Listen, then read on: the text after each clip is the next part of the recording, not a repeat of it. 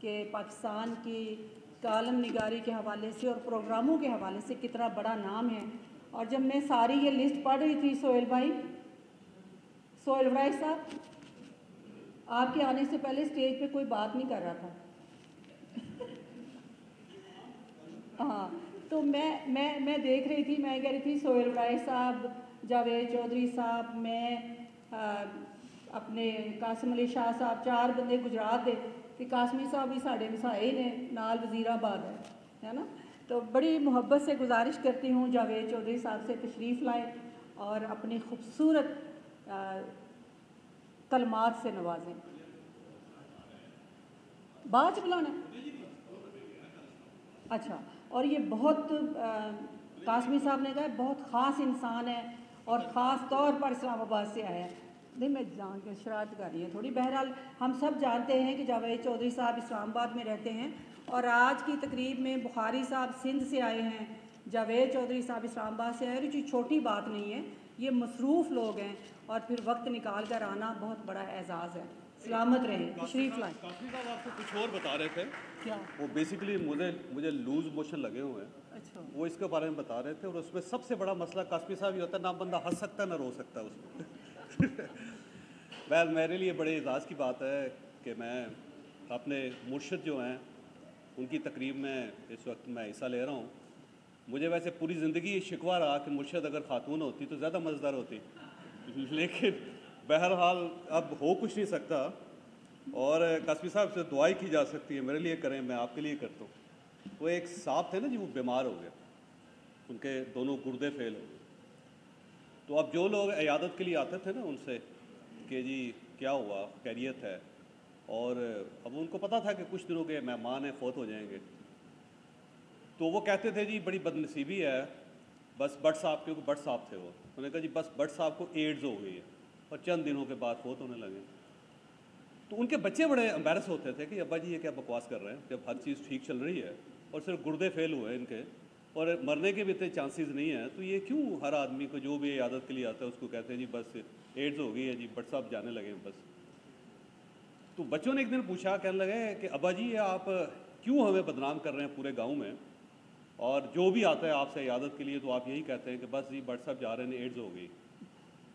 تو اس نے کہا بیٹا مسئلہ یہ ہے کہ میں تو چلا جاؤں گا لیکن میرے جانے کے بعد پورے گاؤں میں تمہاری ماں سے شادی کوئی نہیں کرے گا، تو میں بیسیکلی تمہاری ماں کا مستقبل جو ہے محفوظ کر رہا ہوں. ٹھیک ہے. تو قاسمی صاحب سے ہم نے زندگی میں ایک چیز سیکھی ہے کہ آپ جس بھی فیلڈ کے اندر ہوں، آپ لکھ رہے ہوں، آپ بول رہے ہوں، آپ شاعر ہوں، آپ ادیب ہوں، آپ صحافی ہوں، آپ سفیر ہوں، آپ کچھ بھی کر رہے ہوں، لیکن جب آپ جائیں دنیا سے تو اس فیلڈ کے اندر کوئی بندہ قدم نہ رکھ سکے. وہ یہ سوچے کہ یہاں پہ کیونکہ قاسمی صاحب گزر چکے ہیں تو اب یہ فیلڈ اس قابل نہیں رہی کہ ہم اس کے اندر قدم رکھ سکیں یا ہم کو اپنا مقام بنا سکیں. تو یہ ایک ایسا آئیکن ہے، ایک ایسی شخصیت ہے کہ انہوں نے جس فیلڈ کے اندر قدم رکھا ہے اس کے اندر انہوں نے ایک کتنا بڑا مینار پاکستان بنا دیا ہے کہ ہمارے جیسے لوگ اس کے سامنے کھڑے ہو کے وہ چھوٹا محسوس کرتے ہیں. اور قاسمی صاحب اس میں کوئی شک نہیں ہے. دوسرا، نیو یارک کے اندر بڑی بڑی پارٹیز ہوتی ہیں نا جی، تو ایک قاسمی صاحب کھرب پتی تھا، بہت امیر آدمی تھا، تو وہ ہر مہینے ایک بڑی پارٹی کرتا تھا، تو اس میں 2 ادیبوں کو بلایا جاتا تھا. تو ایک دن ایک پارٹی چل رہی تھی تو 2 ادیب وہاں پہ کھڑے تھے، تو وہاں پہ ایک صاحب آئے اور صاحب آ کے کہنے لگے تمہیں پتہ ہے جس شخص کی پارٹی میں تم لوگ کھڑے ہو یہ کتنا امیر آدمی ہے؟ تو انہوں نے کہا جی نہیں ہمیں تو نہیں پتہ. کہنے لگے جتنا تم نے پوری زندگی لکھا ہے اور جو اس سے کمایا ہے یہ شخص 1 گھنٹے میں اتنے پیسے کماتا ہے. تو ان 2 ادیبوں میں سے جو ایک ادیب تھا اس نے کہا کوئی مسئلہ نہیں ہے، اگر یہ 1 گھنٹے میں ہم سے 10 گنا 50 گنا 100 گنا 2000 گنا بھی زیادہ کما لے، لیکن جو ہمارے پاس ہے وہ اس شخص کے پاس نہیں ہے. تو اس نے پوچھا جی آپ کے پاس کیا چیز ہے ایسی جو آپ سمجھ رہے ہیں کہ جو اس بندے کے پاس نہیں؟ اس نے کہا نہیں صرف ہے نہیں بلکہ یہ پوری زندگی ایفرٹ بھی کرتا رہے تو اس کے پاس وہ چیز نہیں آ سکتی جو قدرت نے ہمیں دی ہے جو ہمارے پاس ہے. اس نے کہا جی کیا ایسی چیز ہے؟ اس نے کہا آئی ہیو انف، کہ مجھے جو چاہیے مجھے اس سے زیادہ مل گیا ہے، اور یہ وہ چیز ہے، یہ وہ صلاحیت ہے جو کسی اور کے پاس ہے ہی نہیں، نہ یہ بندہ اس لیول تک پہنچ سکتا ہے. ہم نے قاسمی صاحب سے یہ بھی سیکھا ہے کہ یہ جو کچھ بھی ان کے پاس ہے یہ انف ہوتا ہے. میں پوری زندگی میں ان کو کبھی نہیں دیکھا کہ کسی خواہش کے پیچھے دوڑ رہے ہوں, کسی شخصیت کے پاس دوڑ رہے ہوں. ان کو مزید شہرت چاہیے ہو, ان کو مزید پیسے چاہیے ہو, مزید کوئی درجہ چاہیے ہو, مزید دوست چاہیے ہو, کچھ بھی چاہیے ہو. یہ نہیں, کیونکہ ہمیشہ میں دیکھا ہے کہ انف ہے, جو ہے اسے خرچ کرتے ہیں اور اس کو انجوائے کرتے ہیں. کبھی ان کو کسی خواہش کے پیچھے کسی بندے کے پاس کو عرضی دیتے ہوئے یا کسی سے کوئی درخواست کرتے ہوئے میں نے دیکھا.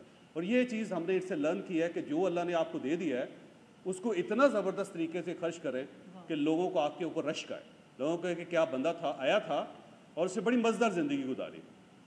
تیسری چیز یہ ہے کہ جب آپ کسی شخص کو پڑھتے ہیں اور آپ اس سے بڑے متاثر ہوتے ہیں, یا کسی شخص کو آپ اسکرین پہ دیکھتے ہیں تو آپ کو بڑا اچھا لگتا ہے کہ ہیرو ہے جی, بڑا اسٹارڈم ہے اس کے اندر, بڑا پاپولر ہے اور کیا لکھتا ہے جی.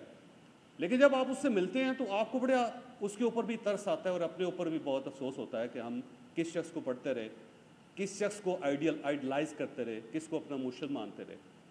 لیکن قاسمی صاحب کا کمال یہ ہے کہ آپ ان کی تحریریں پڑھیں تو آپ اس کے فین ہو جاتے ہیں, لیکن جب آپ ان سے ملتے ہیں تو آپ ان کی شخصیت کے اس سے بڑے فین ہو جاتے ہیں. ہمیشہ ایسا ہوتا ہے کہ رائٹر اس کی تحریر جو ہوتی ہے وہ اس سے بڑی لگتی ہے, لیکن میں قاسمی صاحب کا بڑا پرانا قاری ہوں اور جب میری ان سے پہلی ملاقات ہوئی تھی تو اس ملاقات کے اندر بھی یہی تھا کہ مجھے ازبر تھے قاسمی صاحب, اور ان کے ڈکشن, ان کے فکرے, ان کی بیک گراؤنڈ, ایک ایک چیز, ان کے سارے ڈرامے. لیکن آپ یقین کریں کہ جب میں ان سے ملا تو مجھے ان کی شخصیت ان کے علم سے, ان کے کام سے بہت بڑی محسوس ہوئی. اور یہ شاید پاکستان کی واحد شخصیت ہیں کہ جب آپ ان سے ملتے ہیں تو آپ ان سے جڑ جاتے ہیں اور آپ کو محسوس نہیں ہوتا کہ جو کتاب تھی وہ بڑی تھی اور صاحب کتاب چھوٹا تھا. بالکل نہیں, یہ بلکہ اپنے ادب سے, اپنے کمال سے بھی بڑے انسان ہیں, اور یہ ان کا بہت کمال ہے. تیسری جو چیز ہم نے ان سے سیکھی, اور میرے جیسے بہت سارے لوگوں نے سیکھی, ہزاروں کی تعداد میں ہوں گے وہ لوگ, کہ یہ دوستوں کے دوست ہیں اور دشمنوں کے دشمن ہیں. قاسمی صاحب اگر آپ کے دوست بن گئے ہیں تو آپ کے ساتھ خون بھی معاف ہیں. یہ ہو نہیں سکتا کہ کسی جگہ پہ کوئی شخص آپ کا ذکر کر رہا ہے اور قاسمی صاحب آپ کی وکالت نہ کریں وہاں پہ. اور لیکن اگر یہ خدا نخواستہ آپ کے دشمن ہو گئے ہیں تو پھر آپ سمجھیں کہ آپ کی خیر نہیں ہے, تو پھر قاسمی صاحب آپ کی قبر کھود کے اس میں آپ کو دفن کر کے اس کے اوپر 1.5 فٹ جو گھاس بھی اگا دیں اور پھر آپ کی جان نہیں بچ سکے گی. لہٰذا قاسمی صاحب کے لیے بہتر یہ ہے کہ آپ ان کو دوست بنا کے رکھیں, آپ کی زندگی بڑی اچھی گزرے گی. کیونکہ جو ان کے دشمن رہے ہیں, ہم نے ان کے بڑے معاملات خراب ہوتے ہوئے دیکھے قاسمی صاحب کے. بہرحال اللہ تعالیٰ ان کو زندگی دے دی, اور ہمارے بڑے اعزاز کی بات ہے کہ ہم ان کے عہد میں زندہ ہیں. ہم نے ان کو صرف پڑھا نہیں ہے, ہم نے ان کو دیکھا بھی ہے, اور پھر ہم نے ان کے ساتھ زندگی بھی گزاری ہے, ان کے ساتھ سفر کیے ہیں, ہم نے ان کے ساتھ کھانا کھایا ہے, ان کے ساتھ چائے پی ہے, اور ان کی گپیں اور ان کی گفتگو سنی, اور اتنی گفتگی جو ان کی تحریر میں اس سے 1000 گنا اگر اسے ملٹیپلائی کر دیں تو ان کی شخصیت کے اندر ہے. یعنی آپ ان سے کسی وقت بھی ملیں آپ ان کے ساتھ بور نہیں ہوتے. اور یہ زندگی ہے نا, جو کہتے ہیں دنیا میں نہ کوئی اچھا آدمی ہوتا ہے نہ کوئی برا آدمی ہوتا ہے, لوگ یا انٹرسٹنگ ہوتے ہیں یا بور ہوتے ہیں. اور قاسمی صاحب کا کمال یہ ہے کہ بڑے انٹرسٹنگ آدمی, آپ جب بھی ملیں گے یہ پہلے سے آپ کو بہتر محسوس ہوں گے.